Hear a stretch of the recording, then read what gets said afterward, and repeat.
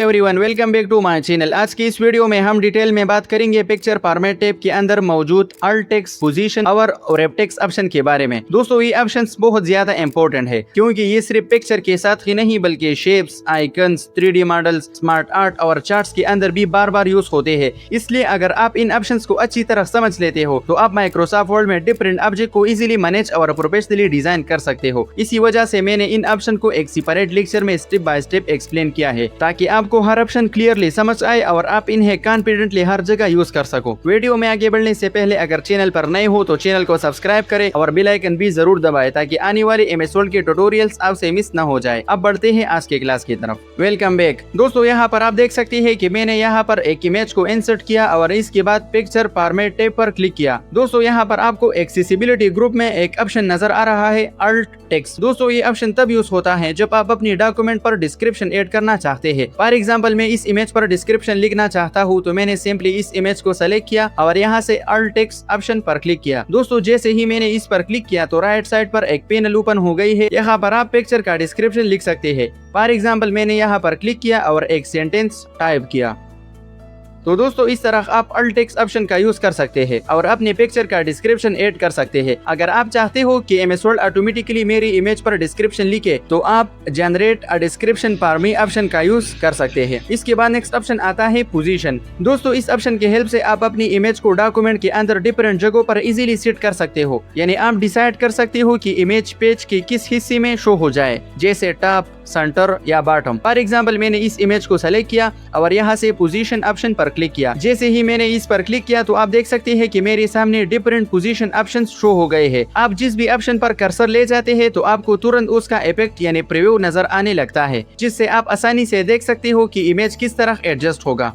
और जब आप किसी पोजीशन पर क्लिक कर देते हो, फॉर एग्जांपल मैंने यहाँ से इस सेंटर ऑप्शन पर क्लिक किया तो आप देख सकते हैं कि इमेज फौरन उसी जगह पर सेट हो गई है। तो दोस्तों, इस तरह आप पोजीशन ऑप्शन का यूज करके अपनी इमेज को डॉक्यूमेंट में किसी भी जगह प्रोफेशनली एडजस्ट कर सकते हैं। दोस्तों, अब हम बात करते हैं रैप टेक्स्ट ऑप्शन की। दोस्तों, इस ऑप्शन की हेल्प से आप डिसाइड कर सकते हो कि टेक्स्ट इमेज के अराउंड कैसे बिहेव करेगा, यानी टेक्स्ट इमेज के साथ किस तरह एडजस्ट होगा। फॉर एग्जाम्पल, मैंने इस इमेज को सेलेक्ट किया और यहाँ से पिक्चर फॉर्मेट टैब पर क्लिक किया और उसके बाद रैप टेक्स्ट ऑप्शन पर क्लिक किया। जैसे ही मैंने इस पर क्लिक किया तो मेरे सामने डिफरेंट ऑप्शन शो हो गए हैं। इनमें सबसे पहला ऑप्शन आता है इनलाइन विद टेक्स्ट। अगर मैं इनलाइन विद टेक्स्ट सेलेक्ट करूं तो इमेज टेक्स्ट की तरह बिहेव करता है, यानी वो लाइन के अंदर आ जाता है। यानी अगर आपके पास सिर्फ इमेज हो और टेक्स्ट न हो तो इनलाइन विद टेक्स्ट से आप इमेज को अपनी जगह से बिल्कुल मूव नहीं कर सकते। फॉर एग्जांपल, यहाँ पर मेरे पास ये एक इमेज है और मैं इस पर inline with text option apply करना चाहता हूँ तो मैंने सिंपली इस इमेज को सेलेक्ट किया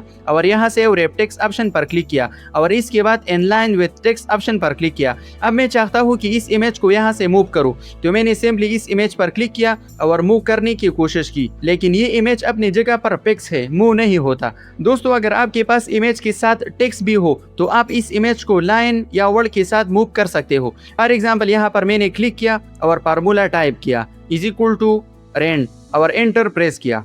अब मैंने इस पिक्चर को सेलेक्ट किया। दोस्तों, अब मैं इस इमेज को मूव करना चाहता हूँ तो मैंने सिंपली इस इमेज पर क्लिक किया और यहाँ से ड्रैग किया। तो दोस्तों, इस तरह आप इमेज को इनलाइन विद टेक्स्ट ऑप्शन से मूव भी कर सकते हैं। इसके बाद नेक्स्ट ऑप्शन आता है स्क्वायर। दोस्तों, इस ऑप्शन से टेक्स्ट इमेज के चारों तरफ स्क्वायर शेप में रैप हो जाता है, जो कि सबसे ज्यादा यूज होने वाला ऑप्शन है। फॉर एग्जांपल, यहाँ पर मेरे पास ये टेक्स्ट है और इसमें ये एक इमेज भी है और मैं चाहता हूँ कि इमेज लेफ्ट साइड पर हो और टेक्स्ट उसके अराउंड प्रॉपर्ली एडजस्ट हो जाए। तो मैंने सिंपली इस इमेज को सेलेक्ट किया और यहाँ से रैप टेक्स्ट ऑप्शन पर क्लिक किया और इसके बाद स्क्वायर पर क्लिक किया। अब मैंने इस इमेज पर क्लिक करके ऊपर की तरफ ड्रैग किया। तो दोस्तों, आप देख सकते हैं कि इमेज के अराउंड टेक्स्ट रैप हो रहा है। तो इस तरह आप स्क्वायर ऑप्शन का यूज कर सकते हैं।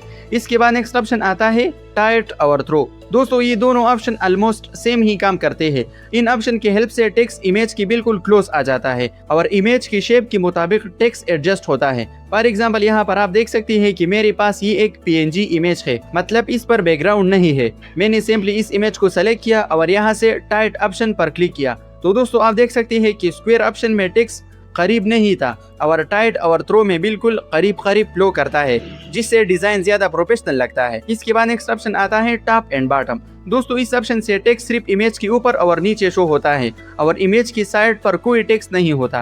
फॉर एग्जांपल, अगर आप एक इम्पोर्टेंट इमेज या डायग्राम शो करना चाहते हो और उसे क्लियर रखना चाहते हो तो ये ऑप्शन बेस्ट है। फॉर एग्जांपल, मेरे पास ये एक इमेज है और मैं चाहता हूँ कि इस इमेज के लेफ्ट और राइट साइड कोई भी टेक्स्ट बाकी न रहे, तो मैंने सिंपली इस इमेज को सेलेक्ट किया और यहाँ से रैप टेक्स्ट ऑप्शन पर क्लिक किया और यहाँ से टॉप एंड बॉटम पर क्लिक किया। तो दोस्तों आप देख सकते हैं कि टेक्स्ट इमेज के ऊपर और नीचे शो हो गई है। तो इस तरह आप टॉप एंड बॉटम ऑप्शन का यूज भी कर सकते हैं। इसके बाद नेक्स्ट ऑप्शन आता है बिहाइंड टेक्स्ट। दोस्तों इस ऑप्शन की हेल्प से इमेज टेक्स्ट के पीछे चला जाता है और टेक्स्ट उसके ऊपर शो होता है।